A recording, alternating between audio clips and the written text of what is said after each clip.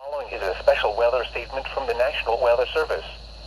Strong thunderstorms will impact portions of southwestern Lake, northeastern DeKalb, northern Kane, McHenry, northwestern Cook, and southern Boone counties through 6:30 a.m.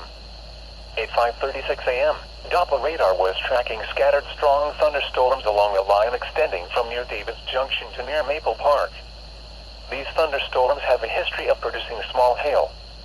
Movement was northeast at 45 miles per hour. Hazard, nickel-size hail. Source, radar indicated. Impact, minor damage to outdoor objects is possible. Locations impacted include Elgin, Arlington Heights, Schaumburg, Palatine, Hoffman Estates, Buffalo Grove, Bartlett, Crystal Lake, Streamwood, Carpentersville, Wheeling, Northbrook, St. Charles, Mundelein, Algonquin, Lake, Indiana the Hills, McHenry, Belvedere, Vernon Hills, and Woodstock. Including the following interstates: Interstate 90 between mile markers 19 and 65.